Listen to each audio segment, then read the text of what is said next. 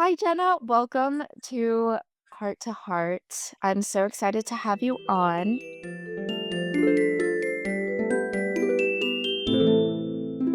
This episode is going to be about our physical bodies, weight, insecurities, how that affects confidence, and just navigating life with a physical body as a woman. I posted a story asking people about their thoughts on this topic, and you responded to it saying being bigger and all your friends being skinny and how it affects your confidence. So, with that, could you please tell me a bit about yourself, who you are, what you're doing, why we're besties, and yeah, go for it.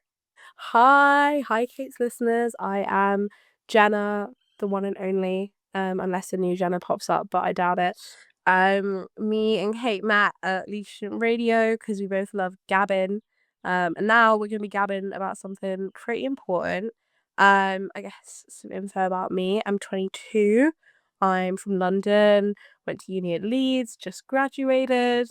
And I've always been a bigger girl. Like I don't really tend to call myself plus size. I say, oh, I like this plus size brand or I like this plus size thing, but I just say like bigger because it feels a bit more organic, you know? Like plus size is a term created by a capitalist industry to like sell clothes, and bigger is just bit easier, you know? And also Alison Hammond calls herself a bigger girl and she's my idol. And I will always like try to embody Alison Hammond vibes because she's such a legend and I love her so much and I want to be her. I want to host Bake Off. That is my career goal in life. How do you feel about your physical body, and has that relationship with your mind and your body evolved over time? Hell yeah. I don't ever remember not being like bigger or fat or whatever it is. Like I've always been like bigger than the average kid, bigger than the average teenager, bigger than the average young adult.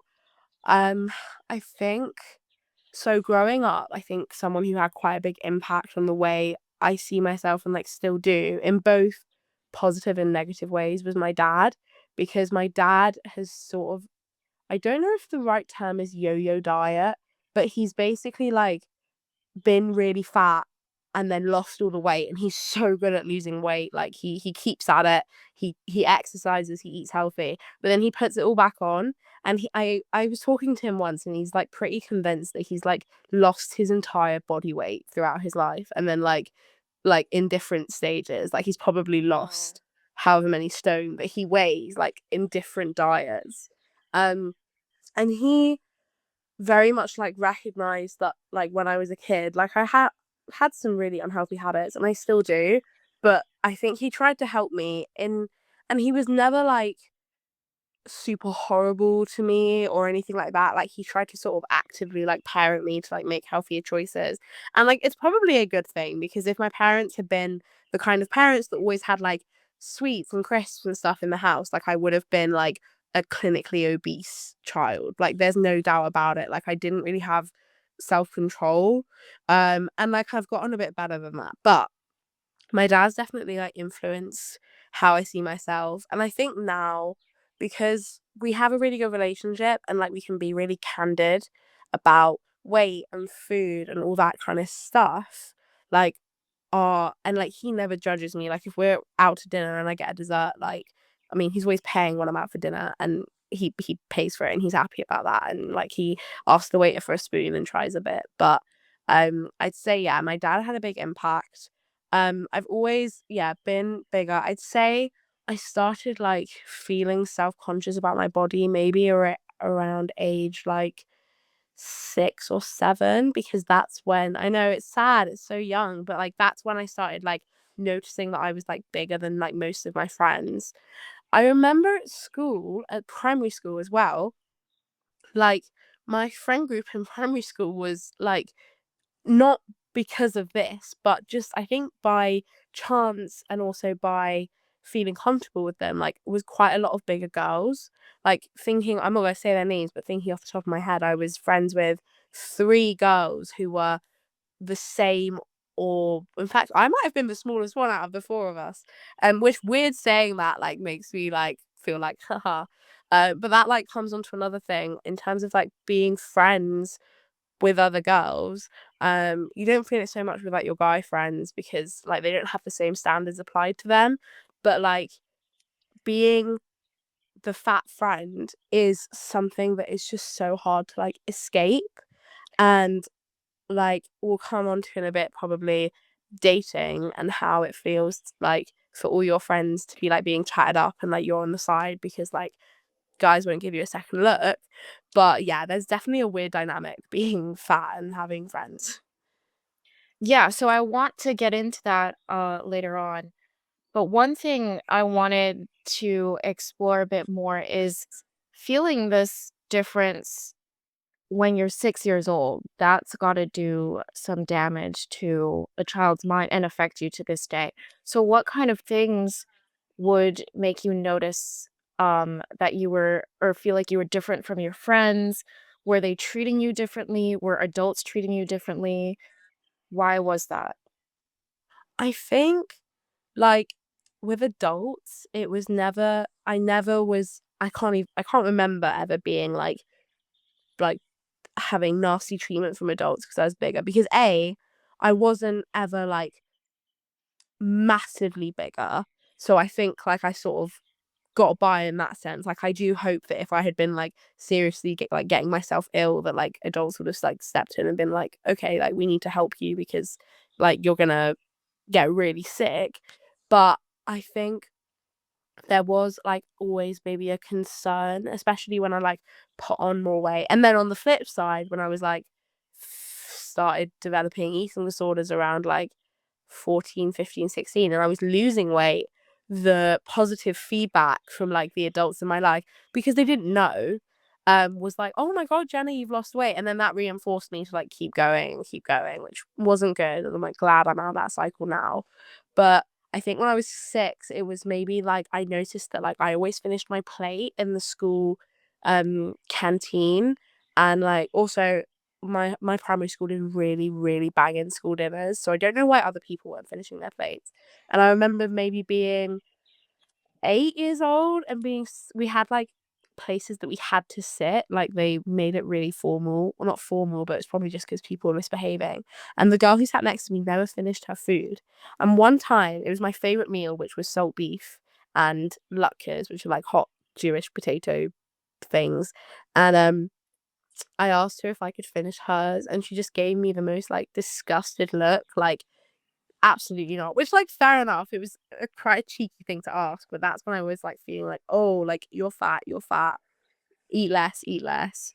Um, but yeah, I think it was definitely something that started at quite a young age. Also, like developing boobs earlier. Like I had boobs by like the time I was like in year 5 or year 6. So when I was like 9, 10 was when I was starting to develop them. And I was also one of the first people to start my period. I started my period like when I was 10 years old. Like not even an old 10-year-old. I was a young 10-year-old, and it happened in PE class. And my little, I think they were little lemon patterned pants were ruined, and I was so upset. No. And they had to get my mum into school to like comfort me and bring me new pants, but luckily we like lived really close. But I think like that was another part of it, was like going through puberty younger. And something I've not even mentioned that is so relevant.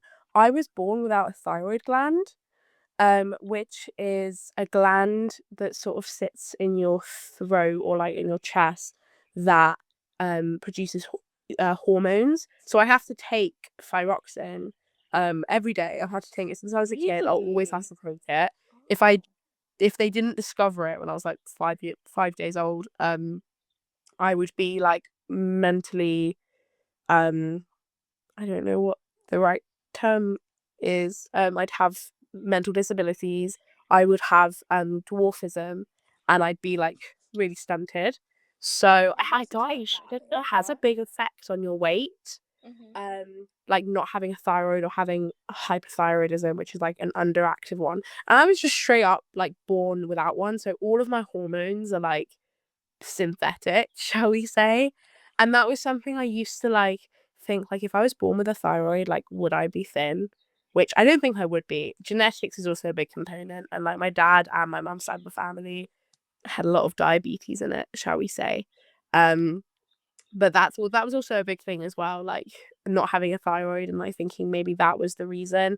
And then like being really despondent about it and having that sort of defeatist attitude of like, well, I can't change it, so I'm not going to try and Right. get healthier or what have you. But that was a big factor. I'm so sorry to hear that this shit starts so early on. It's So so messed early. up. And it only gets Um, worse. uh, Yay. yeah, so I want to also ask you about like how you think this has affected you, personality wise, confidence wise, your mental well being, and sort of how you go through life forming relationships and if that has a big effect on your life. So, okay, there's like three things there: mental well-being, relationships, and confidence. And okay, so I'll start with the middle one, confidence.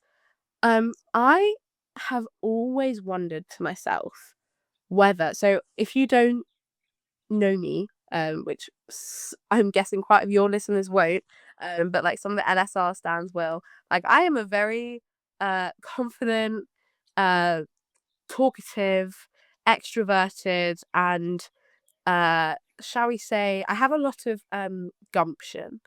And I'd like to add to this. So, to set the scene, if you are ever in a room with a group of people and this bundle of joy walks in and just starts chatting to everyone, making everyone feel comfortable, cracking jokes left and right, um, has an amazing outfit, everything is like coordinated, and you want to be her, that's Jenna in a nutshell.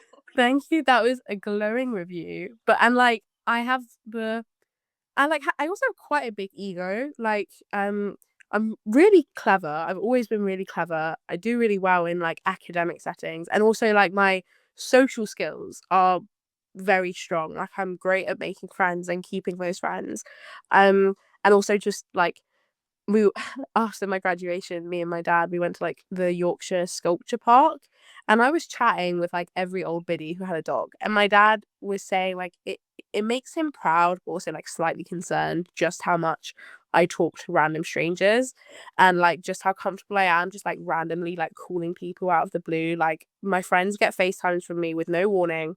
Like I am a very confident person, and I've wondered to myself for a long time whether that confidence is something that is related to my fatness, whether maybe I feel more confident and like more extroverted, or like that I have to compensate for feeling sometimes unattractive. And I will say now, in my current state for the past few years, like I've been feeling more and more attractive because my makeup skills have gotten better.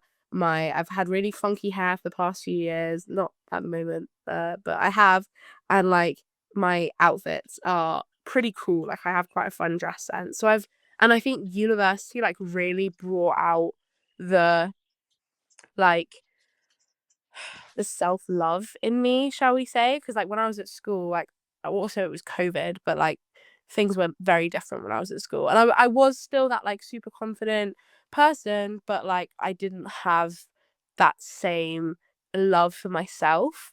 And I think my confidence has gotten more authentic since, and like less projected since I've started loving myself more, since I've come to university, like made really like it says a lot that I don't really talk to anyone I went to school with. Um, but like I talk a lot to like all the friends I made at uni and outside of school. Like my friend group in school were quite like I love them all of the time. But I'm quite glad that I'm sad that I'm not friends with them anymore because it's nice to have friends from school. But they were also quite I don't even know what the word is because judgmental is too harsh, but I did sort of have to like be a certain person around them, shall we say. Right, And I was right. always very aware in that friend group that I was like one of the bigger girls. I think I sort of felt quite lucky that I wasn't the only one, but I definitely was the fattest one because other girls, they were like quite big, but it was because they were tall. Whereas me, I was like the fat friend.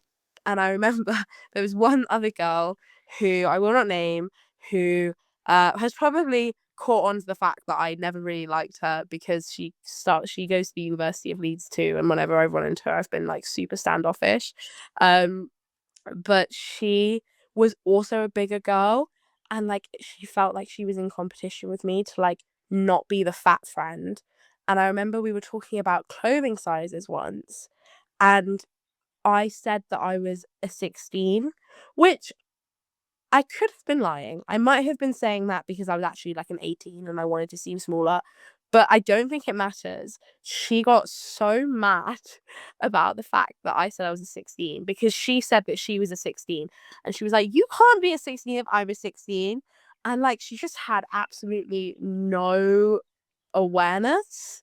And like if we're talking about that dynamic as well, oh, I'm going on such a no, it's not a tangent. This is what we're meant to be No, talking this about. is important. This is like secondary school. So I had a friend pretty much the whole way through years 7 to 11, which is years when you're aged like 11 to 16. And we'd also been friends in primary school. And she was like a frenemy. Like she was very toxic, nasty person who I like let boss me around. But I'd say we were probably about the same weight, but she was taller, but like her fatness sort of didn't it like she was still quite fat as well as being tall, and I was short and fat. So, and I say we were about the same weight, but she had like a very noticeable double chin that people never like made fun of her to her face for, but I think definitely were nasty about. And she definitely had really bad body dysmorphia as well. And her way to deal with that was to like put me down about how I looked and how I was.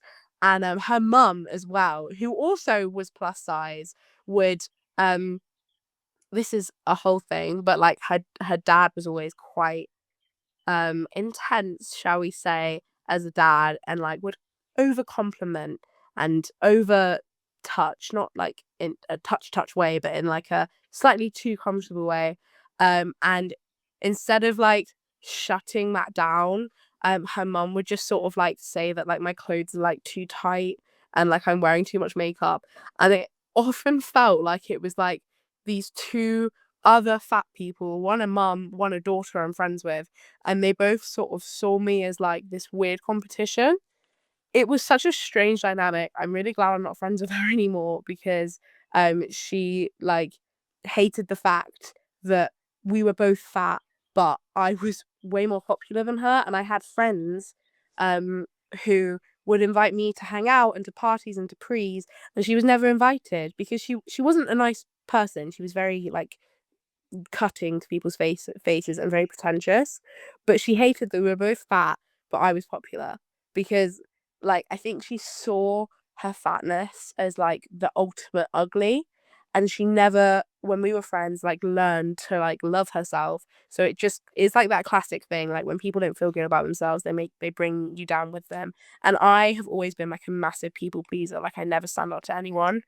So it's all combined, but that is, I'd say, the secondary school experience of being a fat friend and having fat friends. How does dating affect your body image and your confidence? And I've been waiting for how this is it question. yes, we're at the juicy part. How is it different between, in your experience, men and women? Okay, to any bigger girls listening to this, like I'm about to say so much stuff that you're gonna go, yep, yep, yep, yep, yep, yep. Okay. So I'm sorry I was laughing while you're introducing the question. I was just like getting No, I pumped love up. it. Okay, so where to begin? First off, first off, I got so excited, and then my sister banged on the wall because she thinks I'm being too loud. Sorry, girl, I'm not on the phone. I'm in an interview, so you can get with the fucking This program. is serious Okay. business. First off is let's just talk about the general male British population. Most men, in fact, all of the men that I am friends with, and I'm friends with a lot of men, are lovely, lovely human beings. Why is it that when I go to the club, like the same men that my friends share a gender with, and share an age group with, and share a home city with, just cannot deal with basic respect of other humans? So this is something, it's so important to me, okay?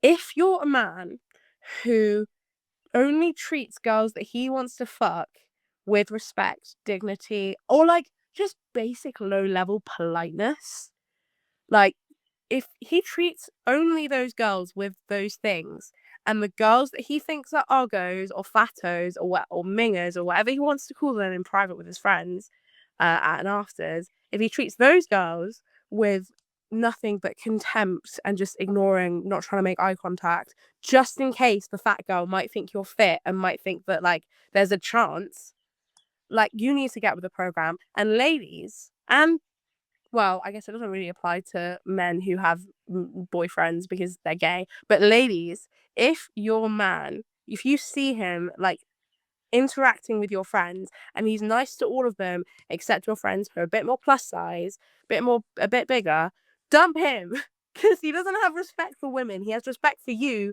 because you're letting him do it. But like, get with the program. That's a very important thing that I wanted to say. Yes.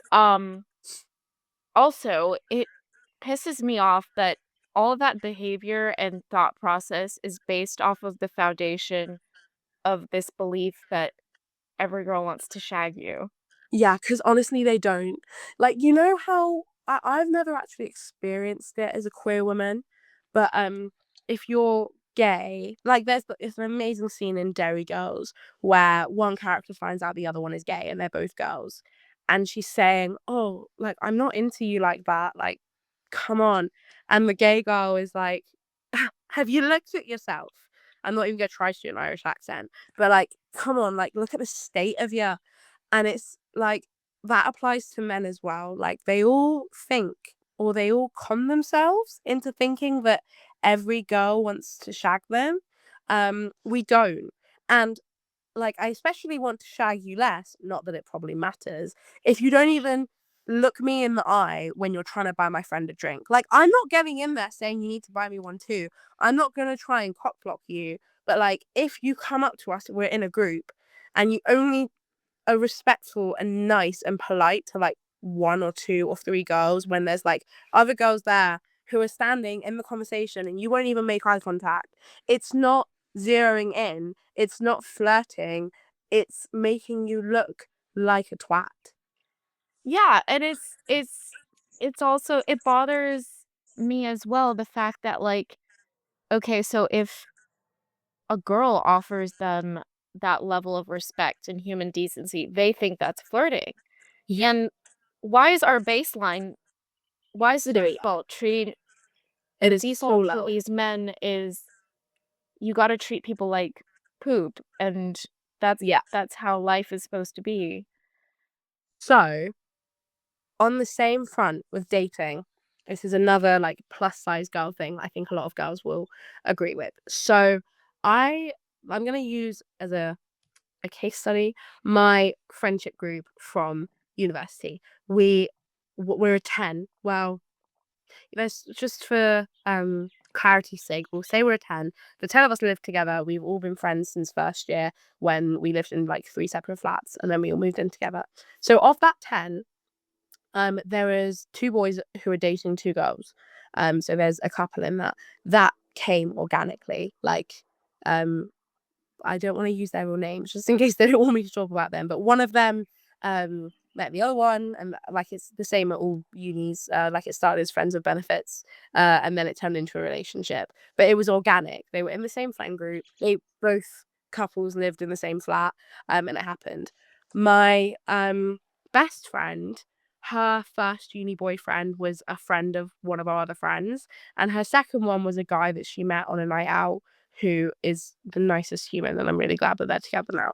Um, and I'm trying to think, uh, and all of the dating that has happened in our friend group, like with people in the group and outside, I'd say has been like 80% organic. Like meeting people at clubs, meeting people in person.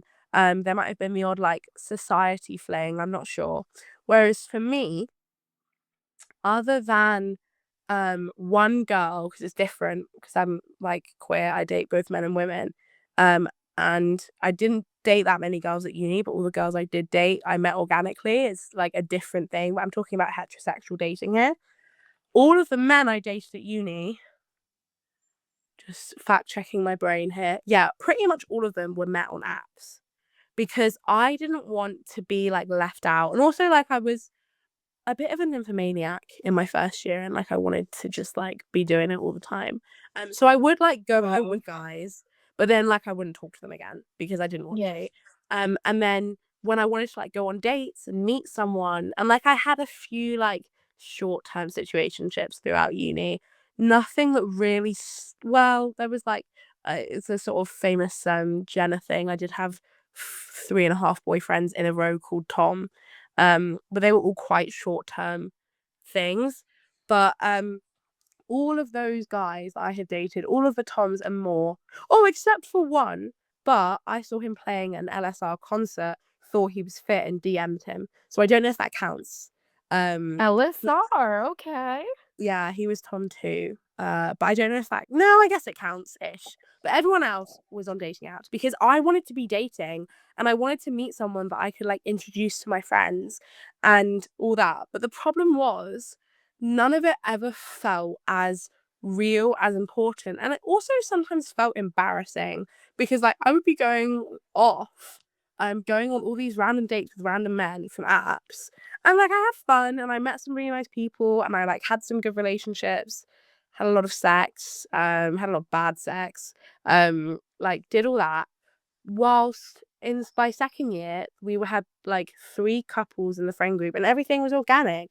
And like I never really ever introduced anyone to anyone, because it just didn't feel real. And even like the longest term relationship I had at uni, which was uh last year and like for just shy of 6 months maybe, like oh no, I'm overestimating there.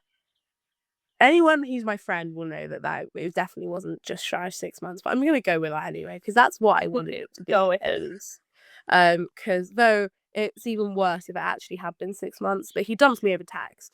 But he met my friends, but it was just like in a casual way. But I never had anyone that I met organically, and I think a large part of that is because like I was friends with like really skinny, pretty girls who like were more attractive to these people than me. So I never got off with any of my friends' friends.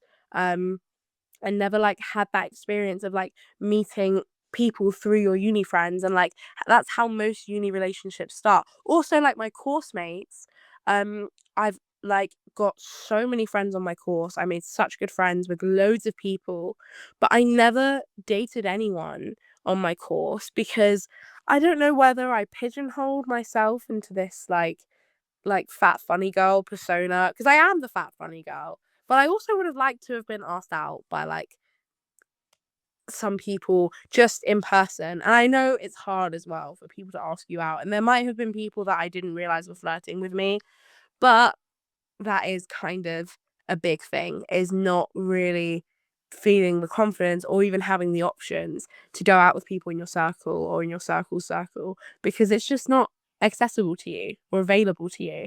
So that's quite a big thing.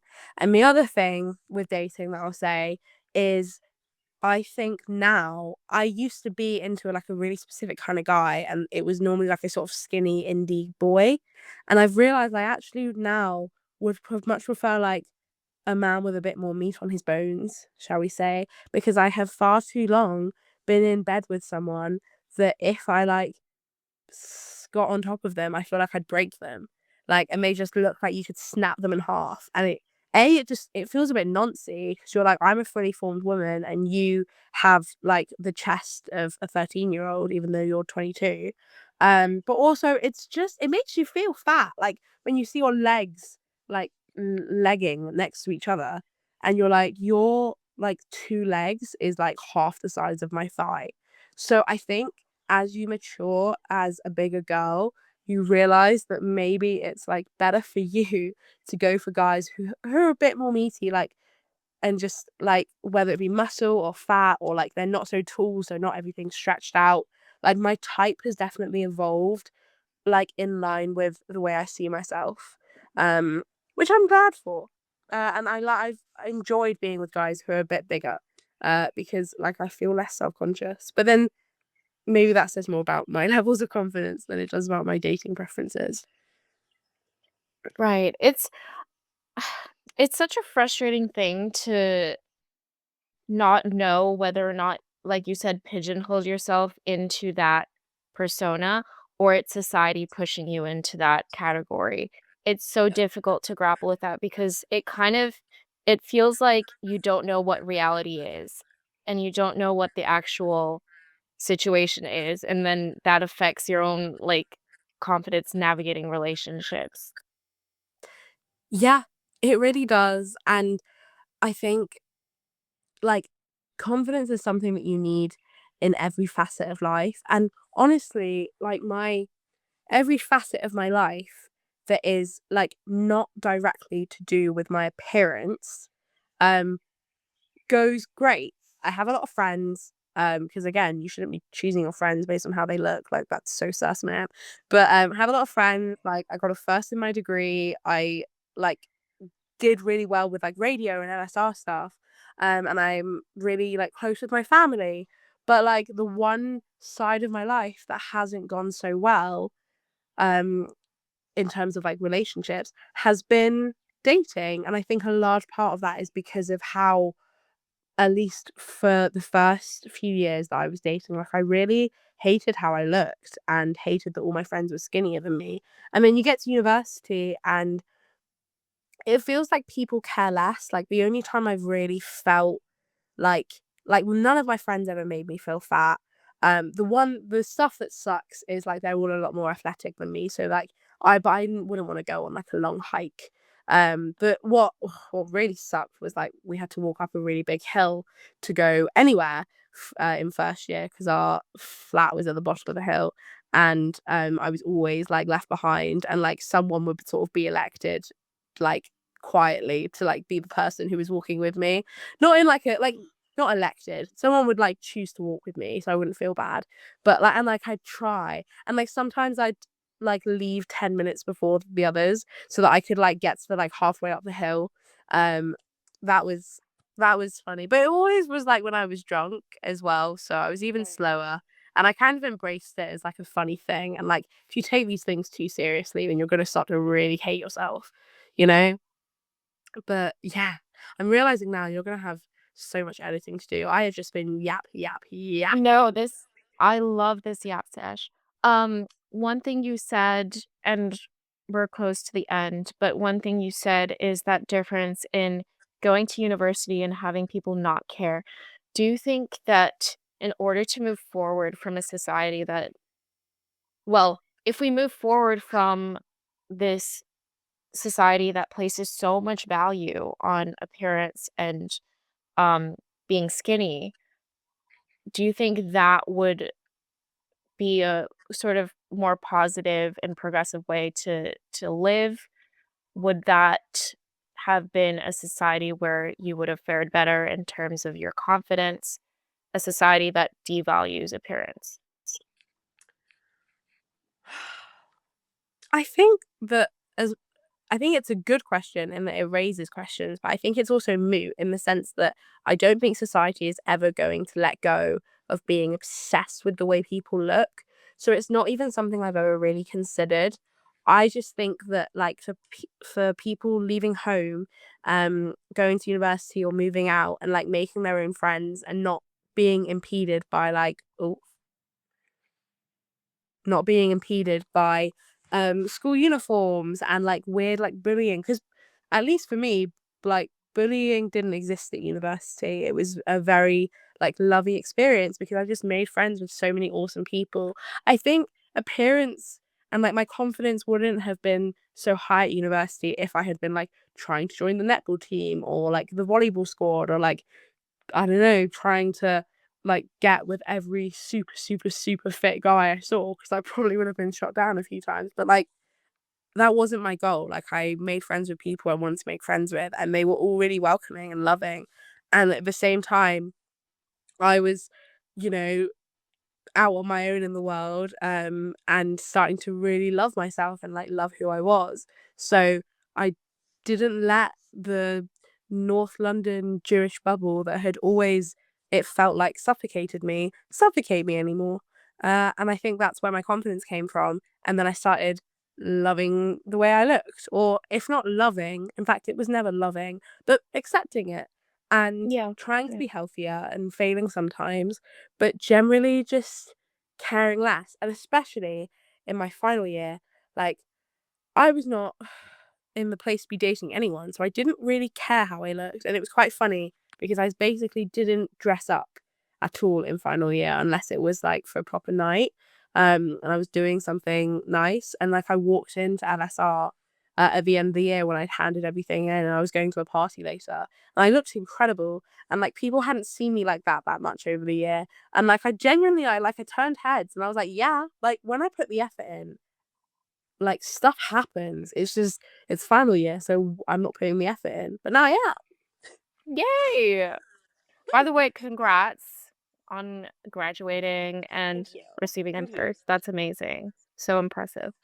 Um, my final question for you is if you could speak to your younger self or yourself when you've been feeling really down and frustrated, what could you say or what would you say to her? I'd say two things, and they're both like vastly different. The first one would be listen to the advice that like random NHS dietitian gave you. And like when you want a sugar hit, instead of buying like a massive trifle that you're gonna eat all in one go, buy like a mini one. Because you'll still get that sugar hit, but you won't like be forcing yourself to be sick later.